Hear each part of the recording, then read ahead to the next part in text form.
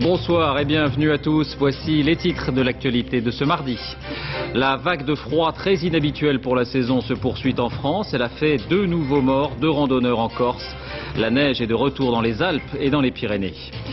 Il est l'un des pires tueurs en série présumés de ces 50 dernières années. Le procès de Michel Fourniret, 65 ans, aura lieu d'ici 1 an. Il a été renvoyé devant la cour d'assises pour 5 meurtres et 2 assassinats d'adolescentes ou de jeunes femmes. Le choc des meetings pour les législatives. Nicolas Sarkozy participe ce soir à son unique réunion publique de campagne au Havre. Il demande aux Français de lui donner une majorité. Pendant ce temps, le Parti socialiste réunit ses ténors à Paris autour de Ségolène Royal. François Hollande, Dominique Strauss-Kahn et Laurent Fabius veulent afficher une image d'unité malgré les divisions. À l'étranger, l'offensive diplomatique américaine sur le Darfour. George Bush accuse le Soudan de complicité avec un génocide et annonce de nouvelles sanctions contre le régime. La Chine désapprouve. Enfin, tennis, pour cette première vraie journée, les favoris s'imposent à Roland-Garros. Victoire de Federer, de Canas, de Gasquet et de Monfils. Déception en revanche côté français avec les défaites de Beneteau et de Virginie Razzano. On commence donc ce soir encore par cette météo à contretemps. Après les records de chaleur, la France retrouve des conditions presque hivernales. Orages, coups de vent et chute des températures avec des conséquences parfois dramatiques, notamment en Corse. Benoît Bringer. On était sans nouvelles depuis hier soir. Ce matin, les secouristes corses ont retrouvé une randonneuse de 55 ans égarée en montagne. Avec son mari, elle a été surprise par le mauvais temps. Lui s'en sort avec des engelures. Pour elle, il était déjà trop tard. Avec le concours d'un hélicoptère, on a pu approcher la personne. Et donc on l'a trouvée un peu en dessous du col de l'Inominata sur le GR20, à une altitude d'environ 2000 mètres. Et donc le décès a été constaté par un médecin. Du brouillard, des bourrasques, des températures basses. En montagne, le climat est hivernal. Un deuxième randonneur est mort de froid. Lui aussi a été surpris par le mauvais temps, alors qu'il arpentait le sentier de randonnée GR20 dans le centre de la Corse. Sur les côtes également, les conditions météo sont calamiteuses. Troisième victime, un touriste suisse de 19 ans. Il a été emporté hier par une puissante vague alors qu'il se trouvait sur la plage. Les autorités réclament une extrême prudence. Les vents violents devraient continuer à souffler sur l'île jusqu'à demain soir. Partout dans le pays, vous l'avez sans doute constaté, cela fait plusieurs jours que les températures sont nettement en dessous des normales saisonnières. La neige est même de retour en moyenne montagne. Aurélia Guim. Dans quelques semaines, ce sera ici le début de la saison estivale. Sur les routes comme dans les champs, la neige ne tient pas, mais elle est bel et bien là. Toutes les années, nous avons un petit peu des conditions climatiques et en refroidissement courant mai ou début juin. Donc nous avons un excellent mois d'avril et puis je pense que ces conditions difficiles vont laisser place très rapidement à des belles conditions estivales. Un net refroidissement en attendant qui oblige les agriculteurs du Grand Bornand à s'adapter. Alors que les bêtes s'apprêtaient à sortir pâturer, c'est dans les étables qu'elles profitent du printemps. Il faut savoir qu'ici on a quand même des bâtiments, des étables qui sont bien adaptés. Ce qui fait que les bêtes peuvent rester à l'intérieur. On a du fourrage. On peut les alimenter facilement avec ce temps. À Clermont-Ferrand, même carte postale. Cols enneigés, routes fermées à la circulation. Les quelques touristes prêts à braver le froid ont dû rebrousser chemin. On voulait monter voir, on n'est pas équipé, on n'a pas les chaînes, donc voilà. C'est pas ordinaire quoi, parce que nous on n'a pas eu de neige cet hiver déjà, et puis là voir de la neige c'est déjà bien quoi.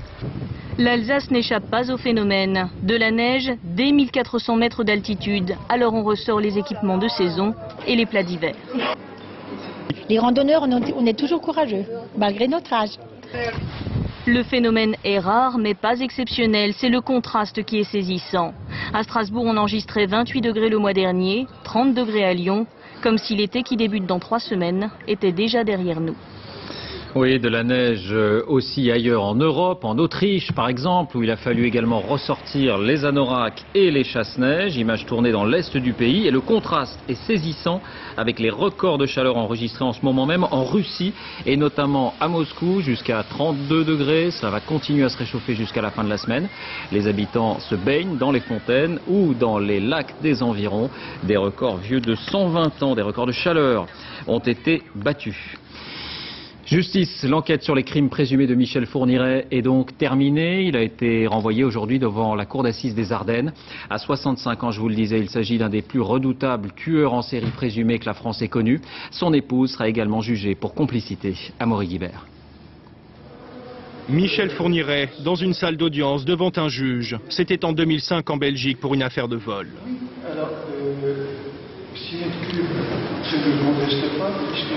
L'image est unique, elle va bientôt se répéter en France. Le tueur en série présumé vient d'être renvoyé devant la cour d'assises des Ardennes pour 7 homicides et 3 viols ou tentatives de viol. Sa femme, Monique Olivier, sera elle aussi dans le box des accusés pour meurtre et complicité. Les familles de victimes attendaient ce moment depuis près de 3 ans. C'est un moment qu'elles attendaient depuis un certain nombre de semaines, voire de mois, et elles sont enfin soulagées que cette instruction se termine et que l'on puisse arriver dans cette phase décisive qu'est le procès d'assises. Le parcours criminel des époux Fourniret débute dans l'Yonne en 1987. Leur première victime s'appelle Isabelle Laville. Peu de temps après, le couple s'installe dans ce château des Ardennes et la série de crimes se poursuit. Jeanne-Marie Desrameaux, puis Elisabeth Brichet en 1989. Les Fourniret gagnent alors la Belgique et une sinistre géographie du crime se dessine des deux côtés de la frontière. Le dernier meurtre recensé est celui de Malania Tumpong en 2001.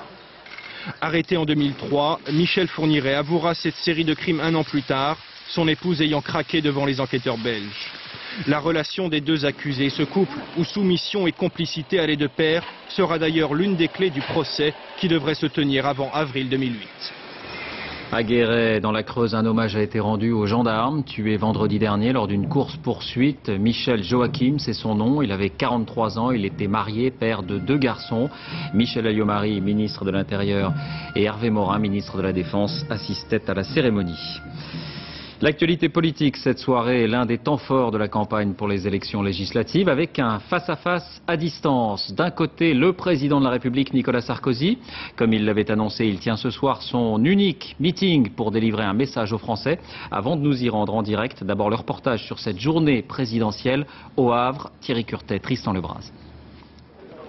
Le pas est un peu plus lent, mais la main reste tendue. Si ce n'est plus sa campagne électorale, cela y ressemble encore furieusement. Nicolas Sarkozy commence sa visite cet après-midi par une coopérative linière de Haute-Normandie qui exporte son lin vers la Chine. Cette société agricole concentre les soucis que le nouveau président veut prendre à bras-le-corps. Eurofort, politique agricole, retraite, heures supplémentaires, le discours est volontariste.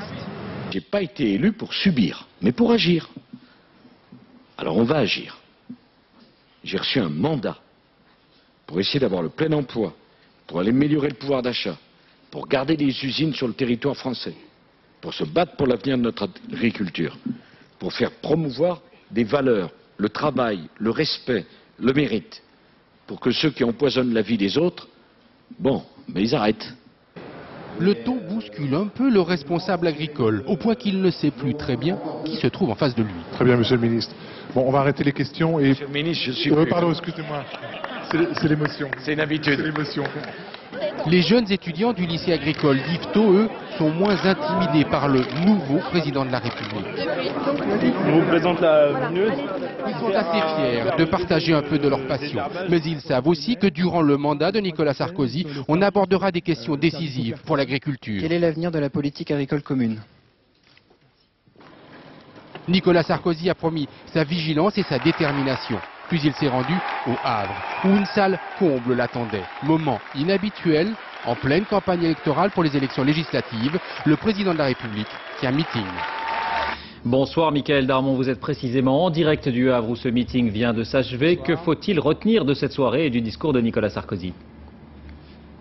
bien écoutez, on retiendra une expression, je serai un président qui gouverne, répété plusieurs fois, et un mot que nous pouvons rajouter, il compte bien être le patron de son projet présidentiel et entend bien que personne ne le laisse dénaturer ni renier ses engagements. Il a d'ailleurs invoqué plusieurs fois Danton avec son mot fameux, pardon, de l'audace, toujours de l'audace, dit-il, comme disait donc Danton, et il a fait sienne cette expression. Alors, à ce moment-là, il a retrouvé un petit peu ses accents de campagne, parce que c'est vrai que jusqu'à présent, on avait comme l'impression d'avoir un meeting sans meeting. D'ailleurs, on appelle ça une réunion républicaine, ici ce soir au Havre, et il est entré sans musique. Mais enfin, en se mettant quand même sur les traces de Valéry Giscard d'Estaing et de François Mitterrand, eh bien Nicolas Sarkozy a demandé aux Français, en quelque sorte, qu'ils fassent le bon choix. On écoute le président de la République.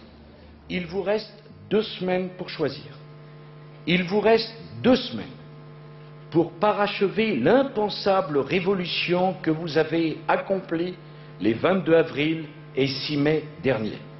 Il vous reste 2 semaines pour décider ou non de me renouveler votre confiance. Françaises, Français, je vous demande de me donner la majorité dont j'ai besoin pour gouverner et pour tenir tous les engagements que j'ai pris devant le peuple de France. Et puis, Mickaël, Nicolas Sarkozy a donné une précision importante sur une disposition qu'on attend et qui concerne les réductions d'impôts pour ceux qui empruntent pour acquérir une résidence.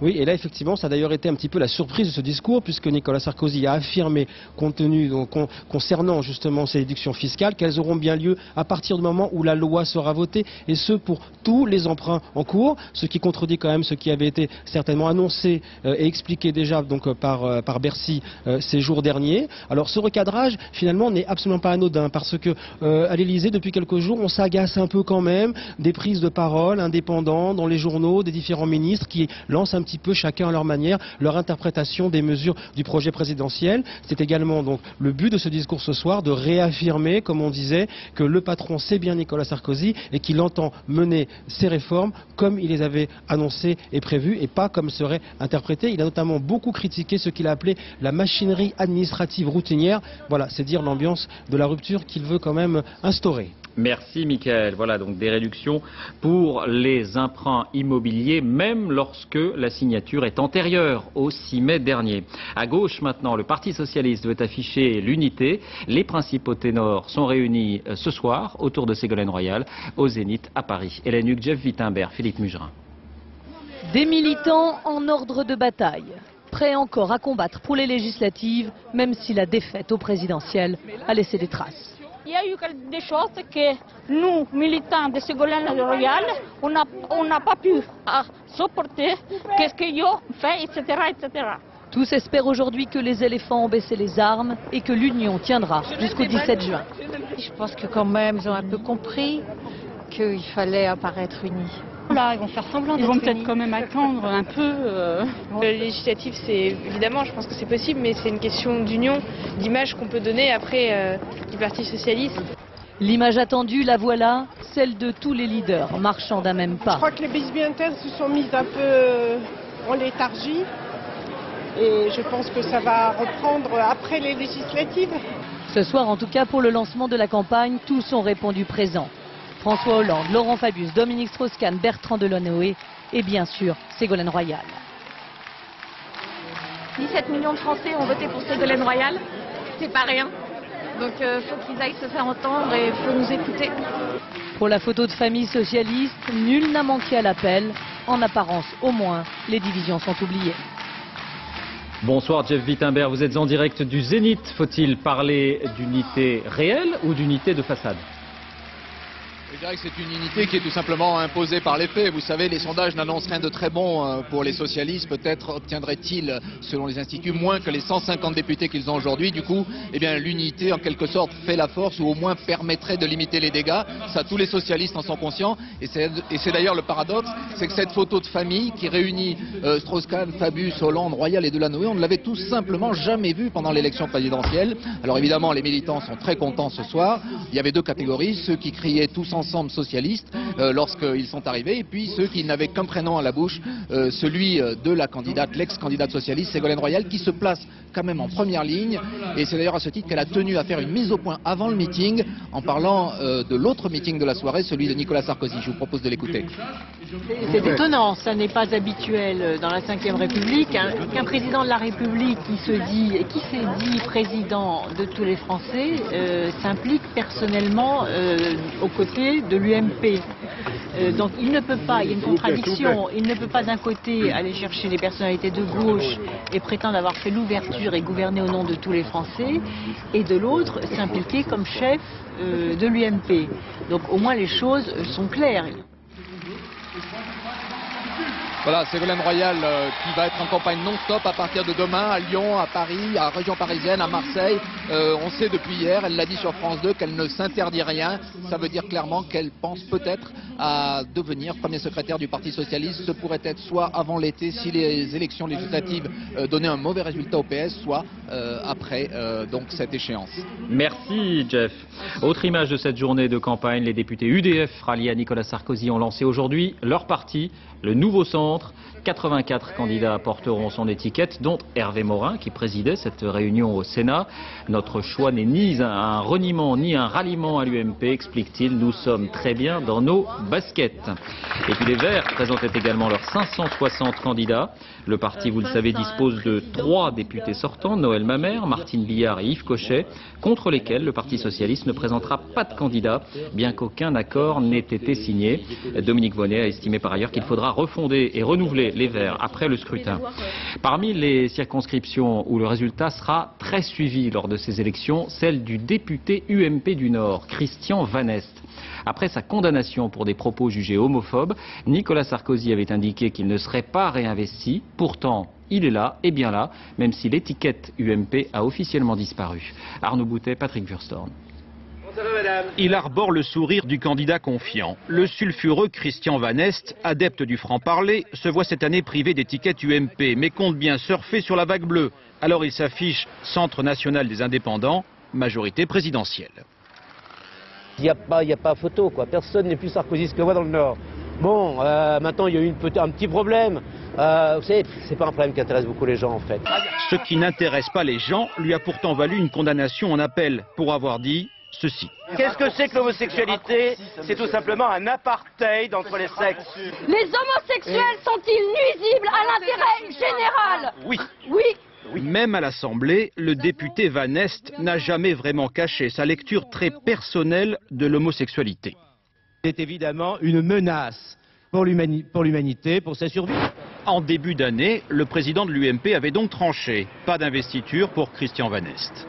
Mais lorsqu'on observe la liste UMP des circonscriptions, dans le Nord, toutes sont pourvues, sauf la 10e, celle où se présente Christian Vanest.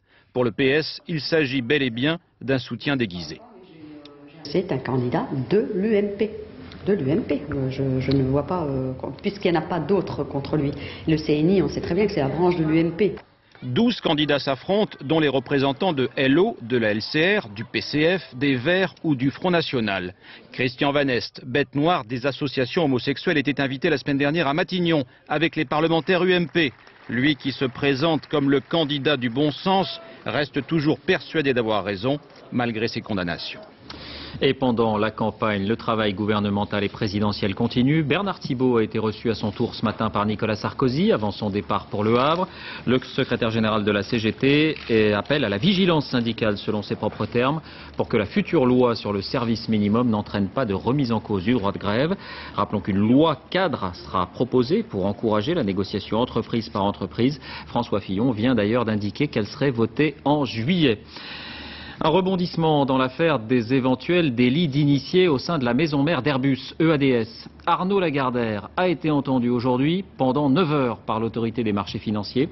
Selon le journal La Tribune, il aurait été informé, comme plusieurs autres dirigeants, des problèmes industriels du groupe et aurait revendu ses actions avant la chute du titre. François Baudonnet, Brice Boussoir et nos équipes à Nice. Arnaud Lagardère est un habitué de la bourse. Pourtant, depuis ce matin, c'est juste en face du temple du CAC 40 qu'il est entendu par les enquêteurs de l'autorité des marchés financiers.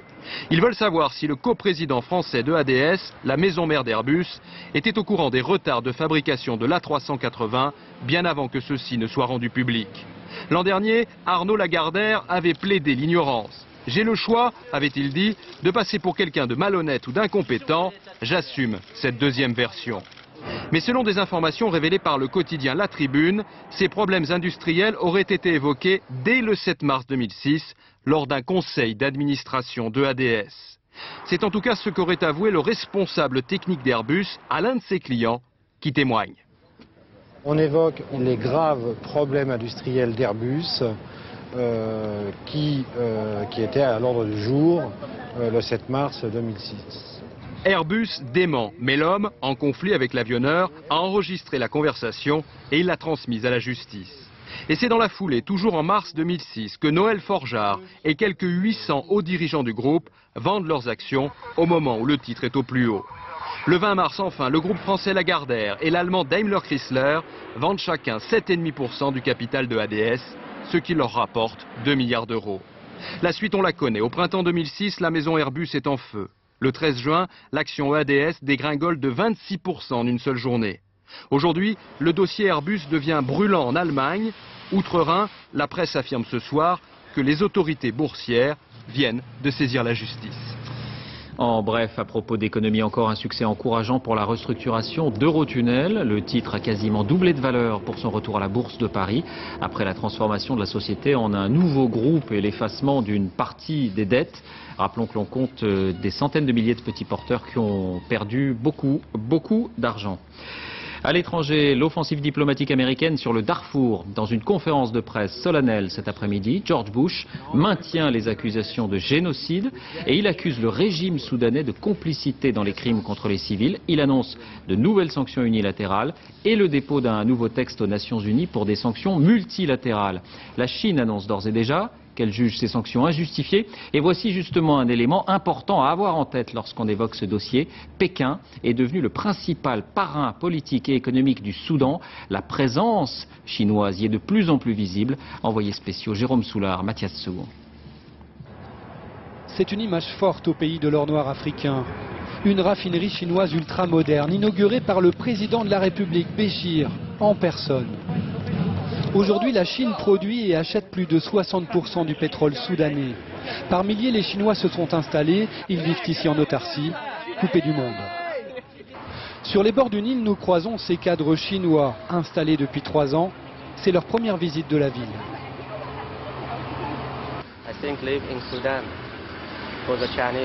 Je crois que la vie est difficile pour les Chinois au Soudan.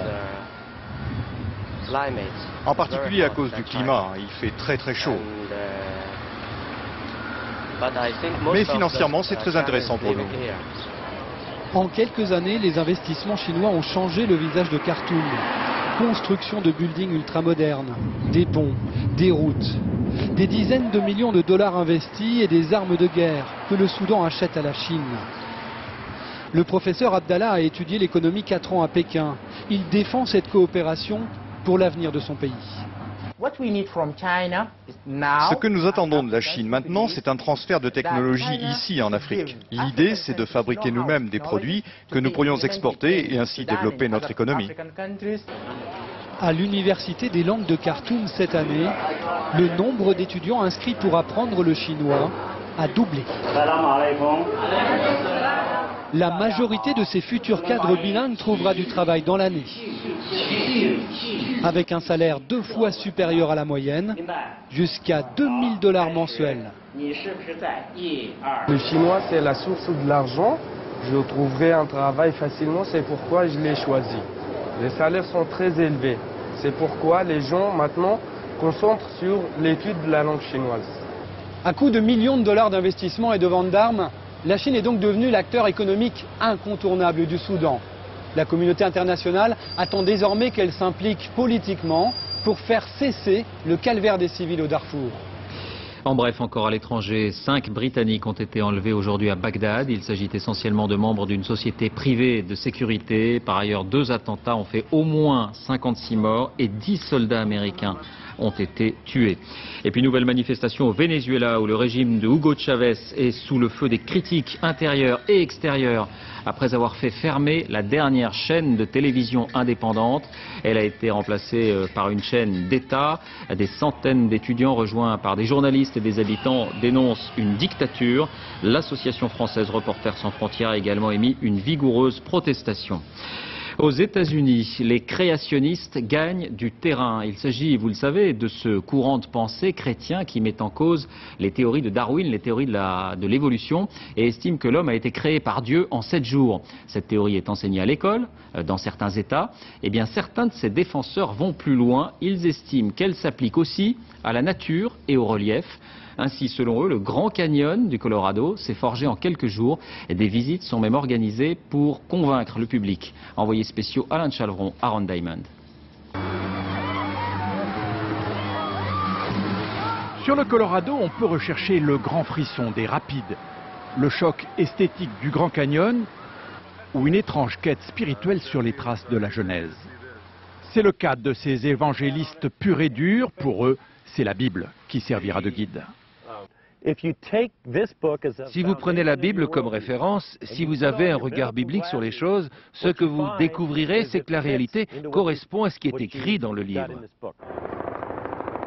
À peine débarqué de l'hélicoptère qui emmène le petit groupe au fond du canyon, Tom Vail va annoncer la couleur, son acte de foi et la théorie qu'il a mise au point. Pour nous, créationnistes, la Terre a 6000 ans environ. 1500 ans après la création, il y a eu le grand déluge et tout ce que vous voyez ici dans le Grand Canyon, toutes ces strates de haut en bas, sont le résultat de l'inondation qui a suivi. Et combien de temps ça a pris? Pas plus de quelques jours, oui, quelques jours. Évidemment, c'est en contradiction avec les géologues, pour lesquels le Grand Canyon est le fruit d'un long travail d'érosion sur 2 milliards d'années. Tout le but de la croisière de 2 jours sur la rivière va donc être de démolir la théorie scientifique. Vous voyez ce qu'il y a là? C'est ce qu'on appelle un pli. Ça ne peut pas être de l'érosion, c'est le résultat du déluge. L'eau a ramolli la pierre et il y a eu cette remontée. Un peu plus loin sur la rivière, l'explication fait plus place à la foi qu'à la raison. Cette falaise-là est faite de basalte et en dessous c'est du granit et du schiste. Ces formations de base sont considérées par la plupart des géologues créationnistes comme des roches du 3e jour. Et aucun des 21 pèlerins venus écouter la bonne parole ne trouve à y redire. Pour moi, ce voyage, ça renforce ma foi. Quand on voit tout ça, on se dit que ça ne peut être que la création de Dieu. Tous ces matériaux, toutes ces formations géologiques, c'est un témoignage de la puissance de Dieu et de sa gloire. Mission accomplie pour Tom Vail et sa femme Paula. Ils peuvent désormais se livrer à leur passe-temps favori, la pirouette sémantique et acrobatique. En bref, voici la femme la plus belle du monde et au-delà, Rio Mori, 20 ans, a été couronnée Miss Univers hier soir. Elle est japonaise, danseuse et mannequin. Elle mesure 1,79 m. C'est la 2e fois qu'une japonaise est élue. La soirée à Mexico a été suivie par 600 millions de téléspectateurs qui ont vu également en direct cette image, la chute de Miss Amérique. Rachel Smith a glissé sur le podium lors du défilé en robe de soirée, un incident qui ne l'a pas empêché tout de même d'arriver à la 5e place. La candidate française, quant à elle, n'a pas atteint la finale. Retour en France justement avec la fête des voisins qui prend un peu plus d'ampleur chaque année. Plus de 6 millions de personnes ont joué le jeu l'année dernière. Déjeuner dans la cour, apéritif dans le hall de l'immeuble. Nous avons suivi cette année l'un des fidèles de cette fête qu'on n'attendait pas forcément là, l'ancien président Valéry Giscard d'Estaing. À Paris, 16e arrondissement, Arnaud Comte, Abdelzouiwesh. L'art du bon voisinage a aussi son protocole. C'est donc le président du syndic qui accueille Valéry Giscard d'Estaing, le voisin d'en face. Je pense que vous connaissez à peu près tout le monde. Champagne, canapé, d'entrée l'ancien président aimante les regards, attire l'attention. Il est vrai qu'il a une annonce à faire. J'ai une bonne nouvelle à vous annoncer. Nous allons ravaler l'immeuble au mois de septembre. Oh, c'est très bien. La méthode Giscard, un événement, une annonce. On n'a pas les mêmes horaires, on entre, on sort à des moments différents. Et je trouve que c'est mieux d'avoir des relations personnelles et de se connaître. C'est pour ça que c'est une bonne initiative. Un président qui vient à la fête des voisins, là, je pense que vous avez le monopole du cœur. Oui, je vous remercie, je le garde. L'année dernière, nous avons pris l'initiative. Alors cette année, c'est l'immeuble d'en face qui a suivi. Vu le prestige de l'invité, on s'est levé tôt ce matin dans ce quartier huppé du 16e arrondissement. Oui, on va être juste. Et tout l'immeuble a tartiné. Alors, monsieur le Président, plutôt vodka ou plutôt champagne, vous pensez? Peut-être plutôt champagne. Champagne, je plutôt pense. champagne, oui. Finalement, ce fut champagne et saumon, autrement dit, le bon choix. Un rêve qui n'est plus réservé aux riches Américains. Dans les Landes, un lotissement très particulier est sorti de terre. Chaque maison dispose d'un hangar à avion avec accès particulier à une piste privée, idéale pour partir en week-end en évitant les embouteillages. Yvan Martinet, Bernie Mériot. À première vue, c'est une maison comme les autres, à un détail près. Bienvenue dans un lotissement réservé aux pilotes. Parce qu'on arrive de voyage et puis les pistes sont juste à côté, on arrive à la maison, à domicile. Yves Fontaine a accompli son rêve, voir son avion On pourra mieux voler. depuis sa cuisine. Maison traditionnelle, 4 chambres, 2 salles de bain, cuisine. Et puis la particularité, c'est d'avoir un garage plus important que les autres puisqu'on peut rentrer notre avion le soir en revenant de voyage. Direction la piste de décollage, 200 mètres d'allée à parcourir où les avions croisent les voitures. Pour mieux comprendre, prenons un peu d'altitude. Des résidences collées à l'aérodrome, un tarmac qui se prolonge jusque devant les boîtes aux lettres, 36 hectares partagés par une soixantaine de propriétaires. Une riche idée. On s'apprête à faire une extension, on espère bien faire une extension. On a une liste d'attente de pilotes. Pourquoi? Parce qu'ici c'est tout vendu? Tout est vendu ici, il n'y a plus un lot. D'ici un an, si tout va bien, la maison de ce contrôleur aérien sera terminée. Pour lui, pas question de s'installer ailleurs. C'est pas un peu un village pour riches ici? Non, absolument pas. Moi, ma maison, elle me revient à 250 000 €, le prix d'une maison standard. Mon avion, je l'ai payé 13 000 €, le prix d'une petite voiture. Donc, c'est avant tout une question de choix et de passion. Chez ses voisins, les jouets des enfants côtoient ceux des parents. La famille Ouarou est installée là depuis 2 ans. Tu veux un coup de main? Pour venir, ils ont abandonné une vie de carte postale.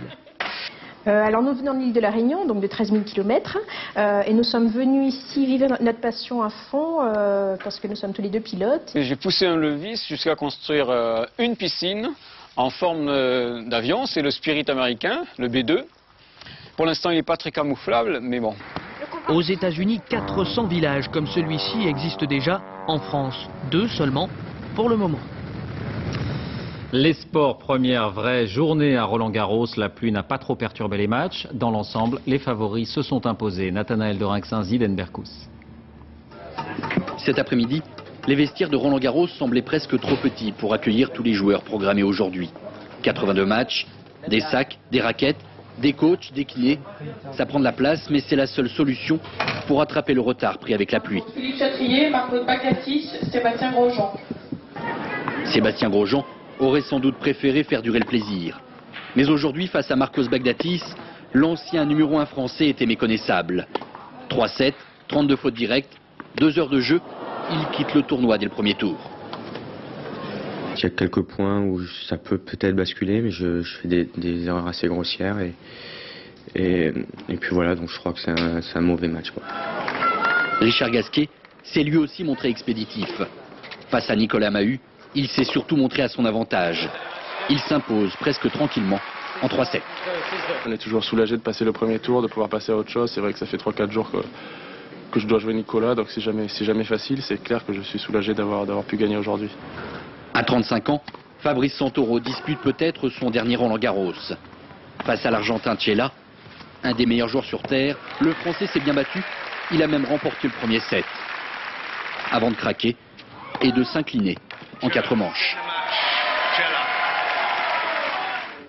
Aujourd'hui, 11 Français ont déjà franchi le premier tour, dont Gaël Monfils, spectaculaire vainqueur du Belge Olivier Rochus, en 5-7 et près de 3 heures de jeu.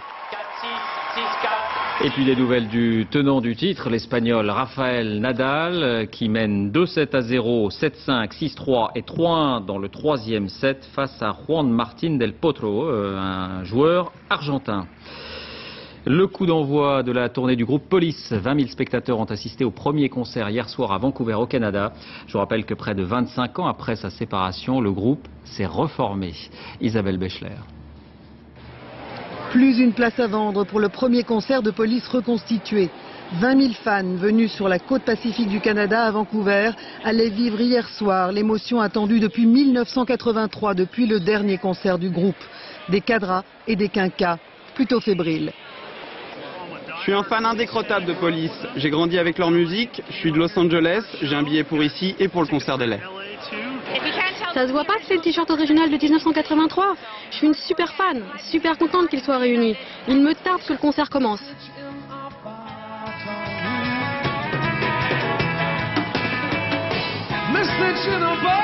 Du rock épuré, des mélodies à peine modifiées, un peu moins aiguës pour Sting, c'est tout. Sur une scène sobre et sans falbala. La réaction, l'enthousiasme après notre annonce ont été complètement incroyables. J'ai fait une parano. Et si personne n'avait envie de nous écouter? Et si c'était qu'une illusion? Et puis en fait, les billets se sont vendus à une vitesse dingue.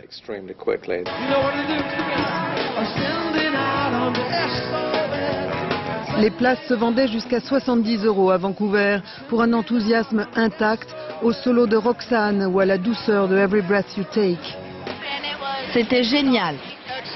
Excellent, tous les trois ils étaient excellents. Je les ai vus en 82 Hollywood Bowl et c'était super, aussi bien.